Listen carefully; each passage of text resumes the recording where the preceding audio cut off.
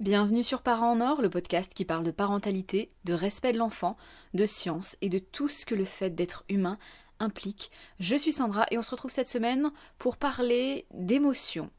Alors c'est un sujet phare au XXIe siècle, tout le monde en parle beaucoup, mais c'est pas pour rien, c'est que les émotions, on se rend compte qu'elles régissent le monde, et notamment le monde des humains. Donc c'est normal qu'on en parle beaucoup, et aujourd'hui je vais précisément vous parler de ce qu'on appelle la contagion émotionnelle. Est-ce que chez toi, t'as remarqué que si t'es d'une humeur, disons, compliquée, irritable, et que du coup t'as moins de patience avec tes enfants, est-ce que t'as remarqué que peut-être ton conjoint ou ta conjointe devient d'humeur compliquée et irritable aussi? Si tu te mets à demander à tes enfants d'arrêter de faire du bruit, ou toute autre demande du même genre, ton conjoint ou ta conjointe pourrait se mettre à renchérir, peut-être exactement sur la même tonalité émotionnelle que toi, et à se mettre à râler aussi sur les enfants, comme un espèce d'écho à tes mots, en leur demandant d'arrêter aussi, alors que toi, en fait, t'aurais plutôt besoin que ton conjoint ou ta conjointe s'occupe des enfants et qui prennent le relais sur le respect dont ils ont le droit sans avoir quelqu'un qui leur gueule dessus. Et bien sûr, si au contraire t'es d'humeur joyeuse, tes enfants seront certainement joyeux aussi, et ton conjoint ou ta conjointe sera étrangement assez joyeux ou joyeuse aussi. On remarque en fait que nos émotions, elles sont contagieuses. Il suffit souvent d'une personne dans le foyer avec une humeur, disons, palpable, visible, qui se sent, que ce soit une émotion agréable ou désagréable bien sûr, et si les autres membres du foyer n'ont pas à ce moment-là une émotion ou une humeur aussi intense, il se pourrait bien que tout le monde se retrouve contaminé par cette seule personne. C'est ce qu'on appelle la contagion émotionnelle et c'est de ça qu'on va parler aujourd'hui. C'est un phénomène qui a été plutôt très étudié, il y a beaucoup d'expériences qui ont été faites, il y a beaucoup d'études scientifiques là-dessus. J'ai eu la chance d'ailleurs de pouvoir échanger à ce sujet sur un doctorat en sciences cognitives et je mettrai le lien vers son travail en description de cet épisode parce que les échanges ont été hyper enrichissants, j'ai adoré ça. Il m'a donné beaucoup de ressources sur lesquelles je vais m'appuyer pour cet épisode-là et ces ressources-là seront elles aussi en description de cet épisode bien sûr. Donc comment ça fonctionne, cette contagion émotionnelle, et à quoi ça sert? Elle semblerait être une des composantes de ce qu'on peut appeler l'empathie et de la sympathie, selon les définitions souvent très fluctuantes qu'on leur donne, à l'empathie et à la sympathie, mais en tout cas, on sent bien que c'est lié, hein, il y a un lien là-dedans. Hein. Et dans ce mécanisme de contagion émotionnelle, on pense souvent en premier lieu à ce qu'on appelle le mimétisme facial.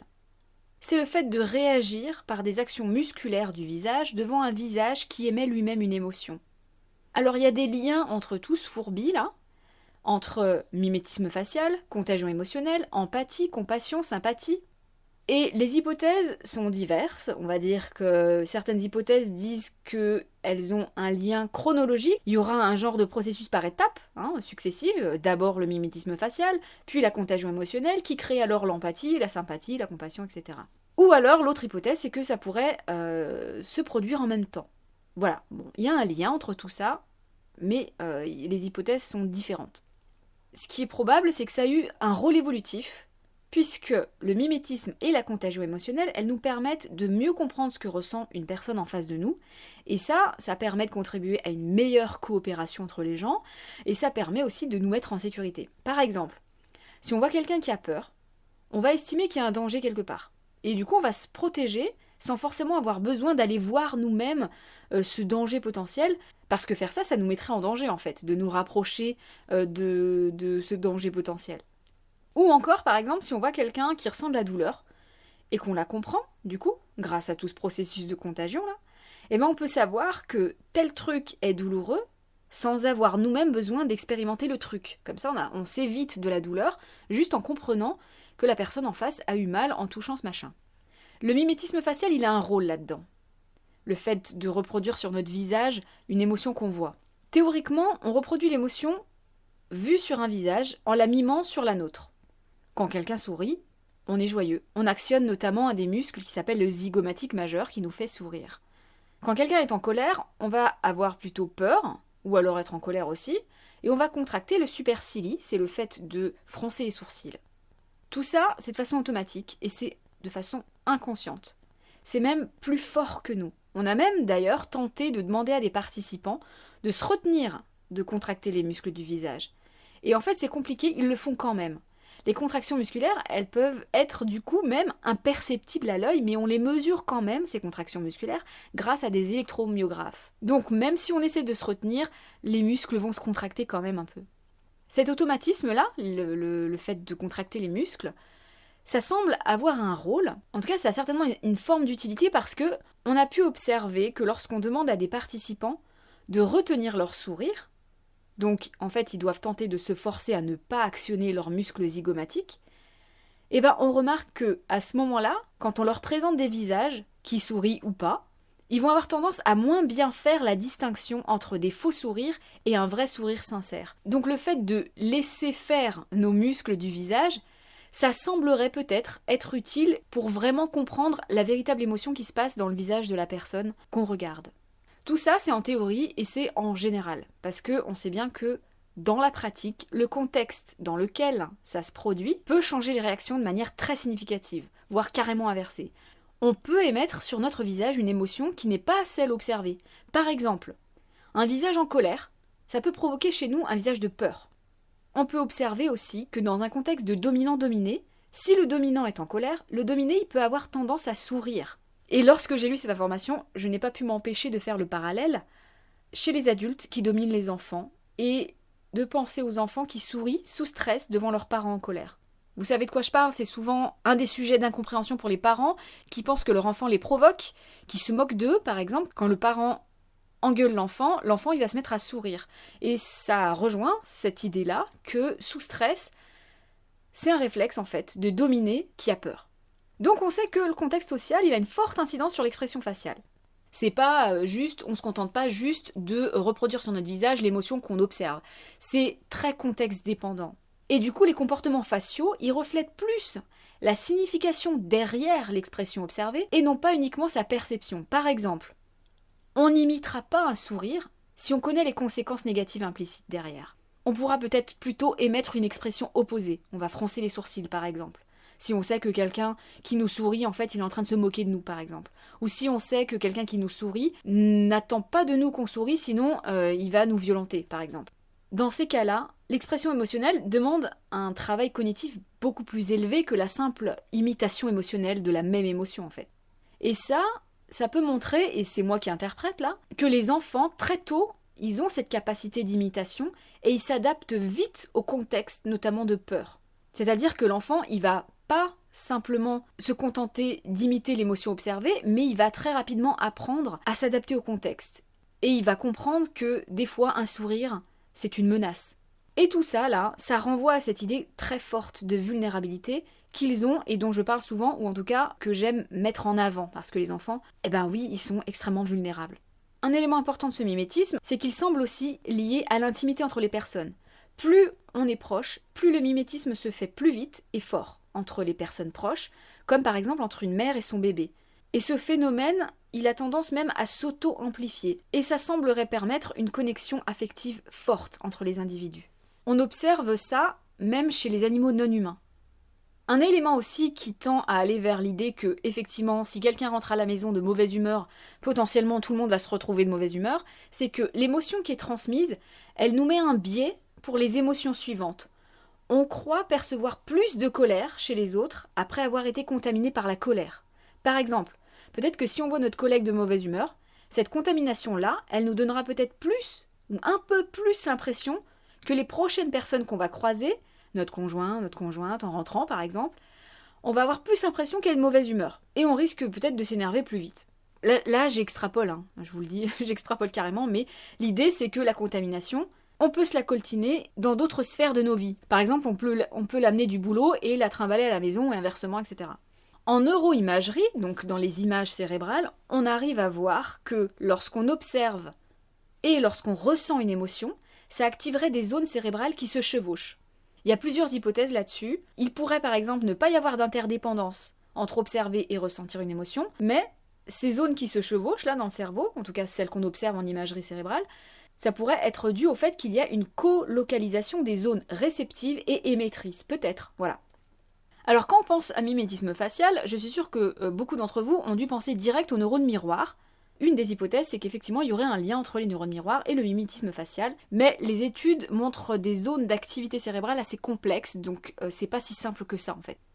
Un autre élément qui est hyper intéressant et que je voulais vous partager, c'est qu'il semblerait que la contagion émotionnelle peut être indirecte. Une expérience qui a été faite sur Facebook, sur 690 000 personnes, ils ont essayé de faire un truc. En fait, ils ont réduit le pourcentage de mots positifs dans le fil d'actualité de ces utilisateurs-là. Et du coup, ils ont observé que les utilisateurs ont également réduit le nombre de mots positifs qu'ils ont émis. Et au contraire, ils ont augmenté le nombre de mots négatifs. Et ils ont observé la même chose en réduisant le nombre de mots négatifs, qui a augmenté le nombre de mots positifs émis par les utilisateurs. Je ne sais pas si vous me suivez, mais ça semble bien montrer qu'il y a une contagion émotionnelle sans interaction directe qui soit possible. Donc oui, les réseaux sociaux ont un impact sur vos émotions et vos humeurs. Ça semble évident quand on est soi-même en train de lire des trucs sur les réseaux sociaux et que ça a un impact sur nous, mais en tout cas là, sur cette étude-là, ça montre bien que selon ce que vous choisissez sur vos fils d'actualité, si vous vous entourez de contenu positif, ça aura tendance à vous faire émettre aussi du contenu positif et inversement avec le contenu négatif. Voilà.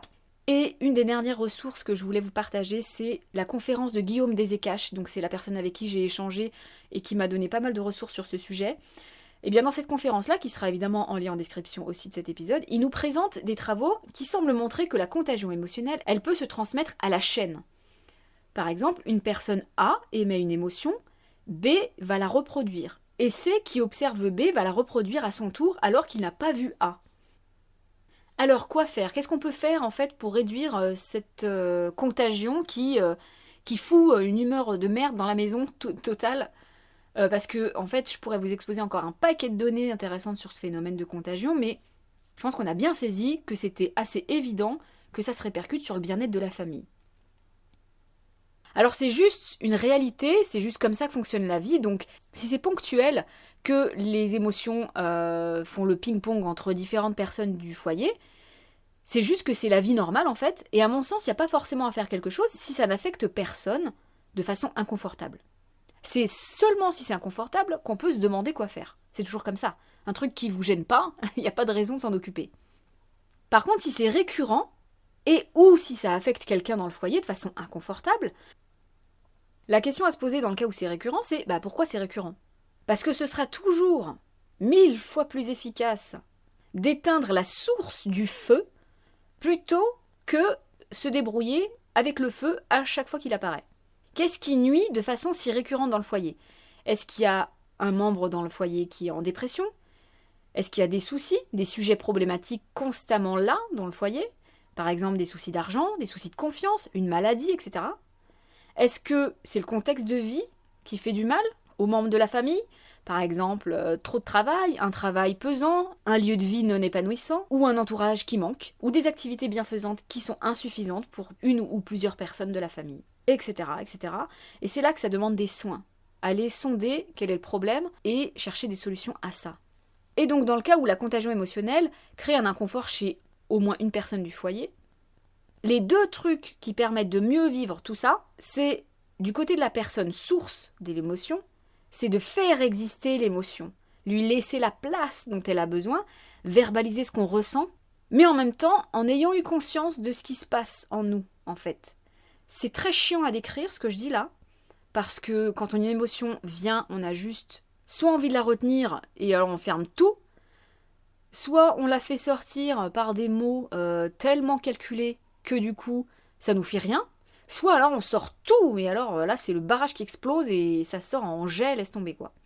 Donc c'est très difficile de décrire ce dont je parle là, c'est sortir l'émotion en ayant eu en amont un travail de conscience en se disant « Putain, là en fait je suis saoulée parce que j'ai ça, ça et ça qui s'est passé ». Et ensuite le dire avec l'émotion qui vient, c'est-à-dire certainement très souvent pas calmement quand l'émotion est forte. Le deuxième truc à faire, c'est de verbaliser la distance, en fait, de créer une distance entre nous et les autres. Par exemple, de dire, non mais là, c'est moi, en fait, c'est mon problème à moi, ça me regarde. Vous n'êtes pas obligé de vous calquer sur moi, vous avez le droit d'être de bonne humeur, peut-être même que ça m'aidera d'ailleurs, mais là, en tout cas, vous inquiétez pas, c'est mon émotion, vous n'êtes pas obligé de me la voler, elle est à moi, laissez-moi la vivre. Et vous n'êtes pas obligé d'être affecté par ça parce que c'est pas quelque chose de grave, les émotions c'est jamais dangereux. Du côté des personnes qui se font contaminer, si la personne source, elle en a pas conscience, qu'elle est en train de contaminer tout le monde, on peut verbaliser à sa place en tout cas. Lui dire, non mais là t'as l'air de mauvaise humeur, tu vois, si tu veux en parler, t'hésites surtout pas, je serai là pour t'écouter sans problème, mais moi par contre j'étais pas de mauvaise humeur en fait, donc j'ai envie de continuer sur cette lancée-là, je vais écouter la bonne humeur que j'avais, par contre si t'as besoin je t'écouterai, si t'as besoin de verbaliser, de parler de ta journée qui a l'air d'avoir été assez pourrie, je serai là, mais moi en tout cas, j'allais bien, et je vais essayer de continuer sur ça. Voilà, donc ça paraît toujours joli en théorie, en pratique c'est compliqué, surtout chez les enfants en plus, mais chez les enfants le principe est exactement le même, juste on s'attend pas à ce que l'enfant y parvienne, avant un certain degré de maturité cérébrale, à verbaliser et à faire ça super bien, hein, évidemment. Et en attendant, on peut le faire pour lui, verbaliser pour lui et lui laisser la place à ses émotions et aux nôtres aussi bien sûr. Juste je finis sur une petite astuce que j'avais lue sur un site qui parle du fonctionnement du cerveau. Pour augmenter cette distinction entre nous et les autres, on peut aussi s'imaginer en tant qu'observateur, qui observe l'autre avoir son émotion, et on s'imagine l'observer sans être affecté. Voilà, a priori, cette astuce-là me paraissait assez intéressante, de s'imaginer être extérieur à la scène, et du coup ne pas être affecté. Sachant que, comme on l'a dit, le fait d'être affecté par les émotions des autres, le fait d'avoir de l'empathie, de la sympathie, de la compassion, d'avoir de la contagion émotionnelle, tout ça, ça a une utilité, ça sert pas à rien, hein. Ça permet de vouloir venir au secours des gens, ça permet de faire entendre notre intégrité physique et morale quand on la sent attaquée, etc. Et de demander une espèce de justice sur ça, en tout cas. Voilà, donc c'est utile, mais quand ça devient inconfortable, ça peut être intéressant effectivement de jouer là-dessus. Bon voilà, je vais m'arrêter là sur ce sujet. Si vous avez envie de soutenir ce podcast, de soutenir le respect de l'enfant, n'hésitez surtout pas à vous abonner, à mettre un maximum d'étoiles quand vous pouvez voter, à mettre des commentaires sympas et à faire en sorte de faire connaître ce podcast au milieu des milliers d'autres qui prônent plein d'autres choses sur la parentalité, etc. Je propose également un soutien parental pour les parents qui ont besoin d'aide pour accompagner leur enfant dans le respect de leur intégrité physique et morale. C'est un accompagnement qui est individuel et qui se fait de façon très rapprochée puisque je suis disponible pour vous 7 jours sur 7 et 24 heures sur 24. Si ça vous intéresse et que vous voulez en savoir plus sur les modalités, le tarif, je vous mets en lien de cet épisode un lien pour vous préinscrire. Ça ne vous engage à rien, c'est simplement pour avoir des informations sur cet accompagnement. Voilà, sachant que je ne peux accompagner qu'un très petit nombre de personnes puisque, comme je le disais, c'est un accompagnement très rapproché et que je veux vous fournir un accompagnement de qualité, donc ce sera avec un très petit nombre de personnes. Je vous laisse sur ça, je vous souhaite une bonne journée ou une bonne soirée et je vous dis à très vite. Salut!